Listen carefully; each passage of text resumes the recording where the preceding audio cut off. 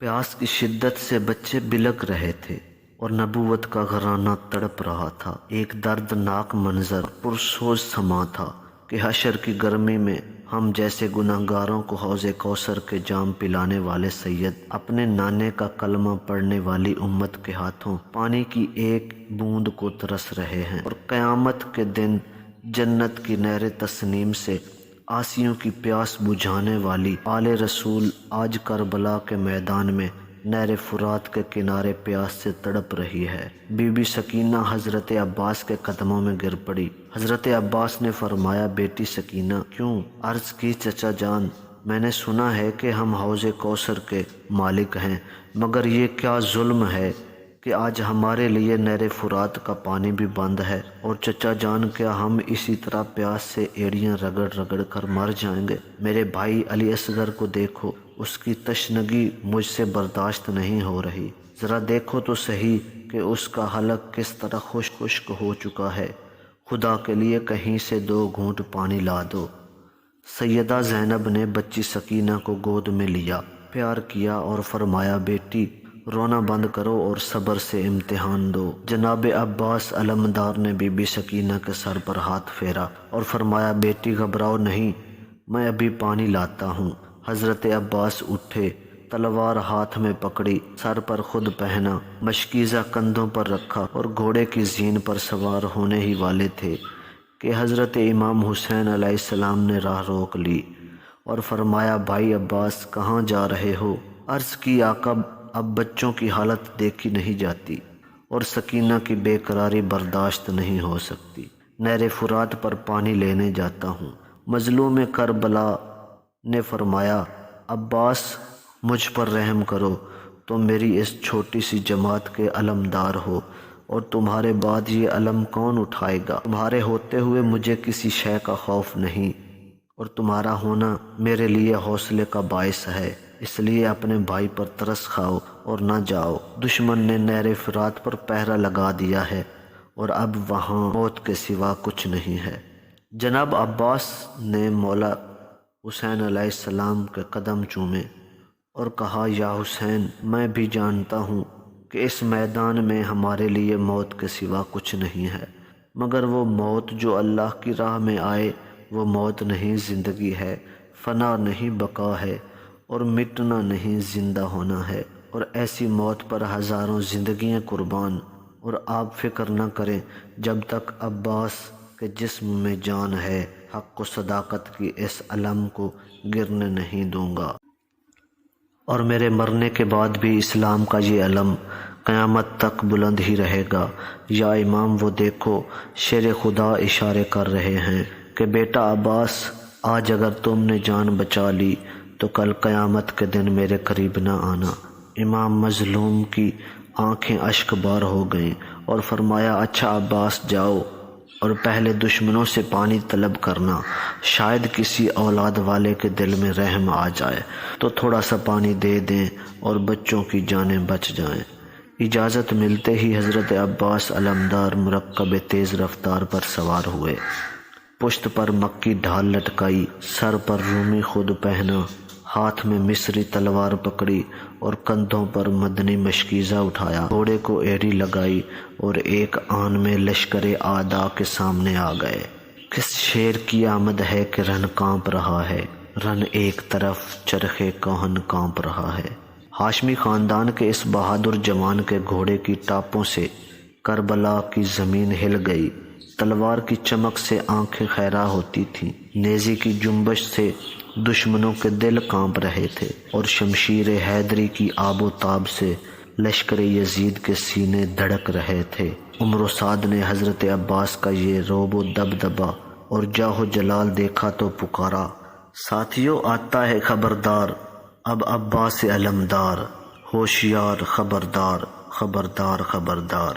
اے صلی اللہ، کیا پسر شیر خدا ہے، یہ شیر خدا گر نہیں تو شمشیر خدا ہے۔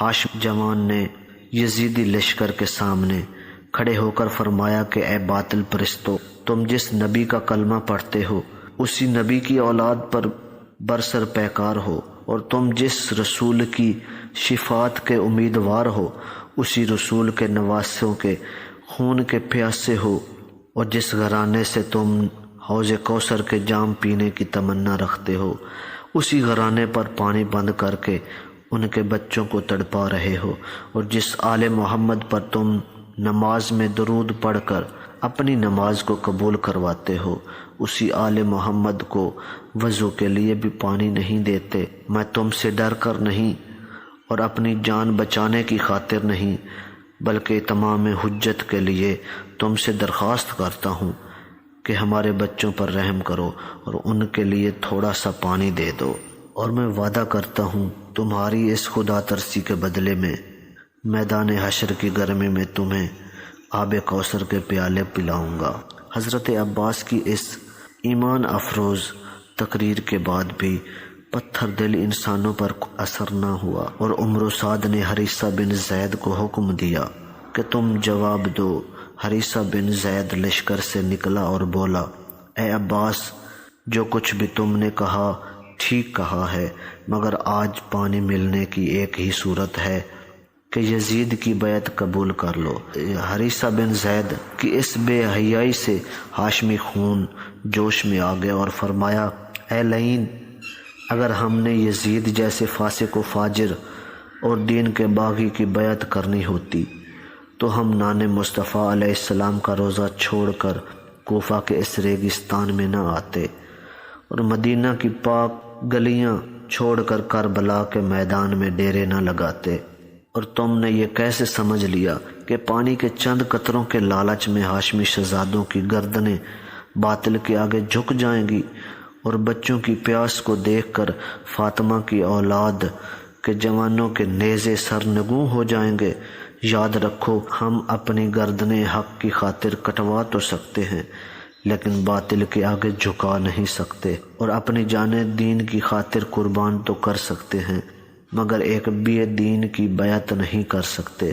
ظالموں، ہم تو اپنے خون سے دین کی شمع جلانے کے لیے آئے ہیں، اپنے لہو سے گلشن اسلام کی آبیاری کرنے کے لیے آئے ہیں، اور قرآن کے دشمن کو نیزے پر چڑھ کر قرآن سنانے کے لیے آئے ہیں۔ جاؤ، پانی دو یا نہ دو، مگر ہم سے یزید کی بیعت کی توقع نہ رکھنا۔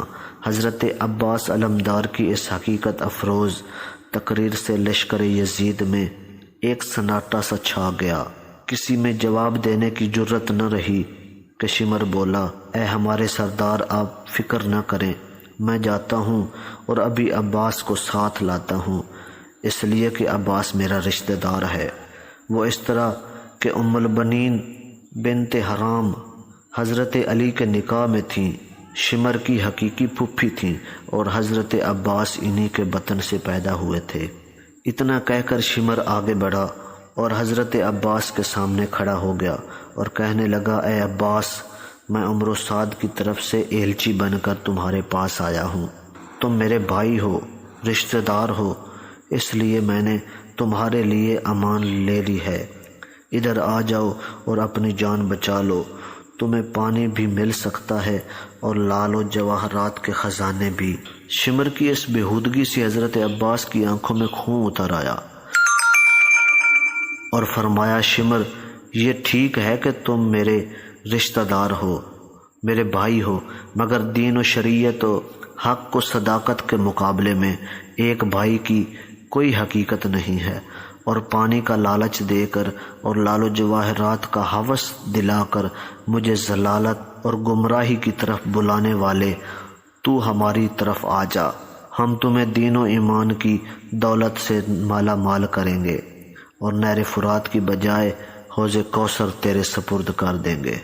اور حضرت مسلم بھی تو ایلچی بن کر کوفہ گئے تھے، مگر تم نے ان کے ساتھ اور ان کے بچوں کے ساتھ جو ظلم کیا، قیامت تک کے مسلمان تم پر لعنت برساتے رہیں گے۔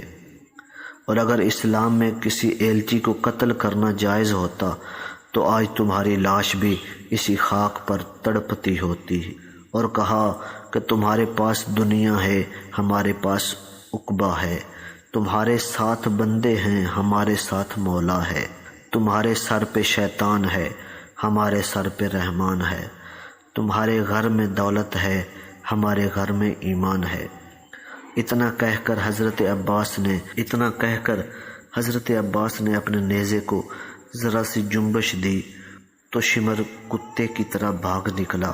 اس اتمام حجت کے بعد حضرت عباس علمدار نے اپنی مرکب تیز رفتار کو اشارہ کیا، وہ چاروں قدم اٹھا اور ہوا ہو گیا، اور حضرت عباس دشمن کی صفوں کو چیرتے ہوئے اور ہر طرف قتل عام کرتے ہوئے نہر فرات کے کنارے پہنچ گئے۔ پیاس سے نڈھال ہو چکے تھے، پانی کا چلو بھرا تو سکینہ کی پیاس یاد آئی، پانی پھینک دیا کہ بچے تو پیاس سے تڑپ رہے ہیں، بلک رہے ہیں، اور میں پانی پی لوں۔ گھوڑے کا منہ پانی میں کیا اور حکم دیا کہ پی لے، مگر اس نے بھی پانی پینے سے انکار کر دیا اور زبان حال سے عرض کی، حضور اگرچہ حیوان ہوں مگر اہل ہو جائے۔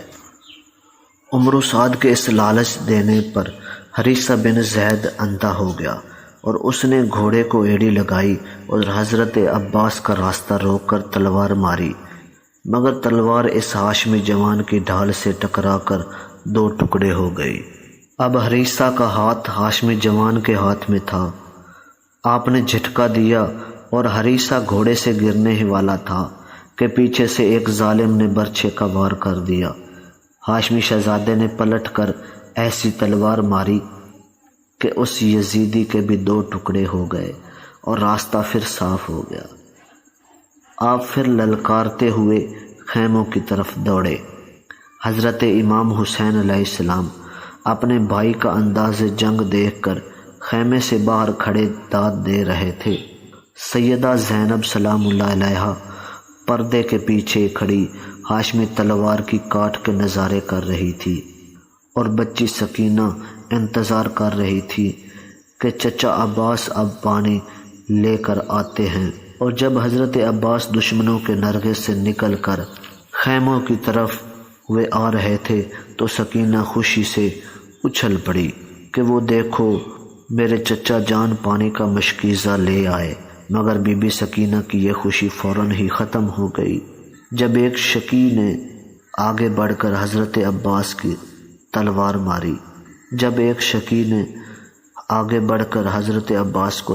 ماری، جس سے آپ کا دایاں بازو کٹ گیا۔ آپ نے مشکیزہ بائیں ہاتھ میں تھاما اور نکلنے کی کوشش کی، مگر ایک اور ظالم نے وار کیا جس سے بایاں بازو بھی قلم ہو گیا۔ اب آپ نے مشکیزہ دانتوں میں پکڑ لیا اور دوڑے کہ کسی طرح پانی کا یہ مشکیزہ خیموں میں پہنچ جائے، مگر نوشتہ تقدیر اور منشاء الہی یہی تھا کہ حوض کوثر کے مالک آج پیاسے ہی شہید ہوں۔ عمرو سعد نے آواز دی کہ ساتھیوں مشکیزے کو چھلنی کر دو۔ چنانچہ تیروں کی بارش ہونے لگی اور عمرو بن الحاج نے مسلسل تیر اندازی کی اور مشکیزہ پھٹ گیا اور سارا پانی بہہ گیا۔ ادھر عباس علمدار اپنے بازو کٹوا چکے تھے۔ ظالموں نے چاروں طرف سے ہاشمی شہزادے کو گھیر لیا اور تلواروں، تیروں اور نیزوں کے وار پر وار کرنے لگے۔ علی کا لال زخموں سے چور چور ہو کر گھوڑے کی زین سے گرا اور آواز دی، یا حسین مجھے سنبھالنا۔ امام علی مقام دوڑ کر گئے، عباس کو جھولی میں لیا، ابھی کچھ سانس باقی تھی۔ فرمایا عباس کوئی بات کر۔ عباس نے آنکھیں کھولی، عرض کی، یا سید بیٹی سکینہ سے کہہ دینا کہ مجھے معاف کر دے، میں اس کا وعدہ نہیں پورا کر سکا، اور پھر امام پاک کی جھولی میں جان دے دی۔ انا للہ و انا الیہ راجعون۔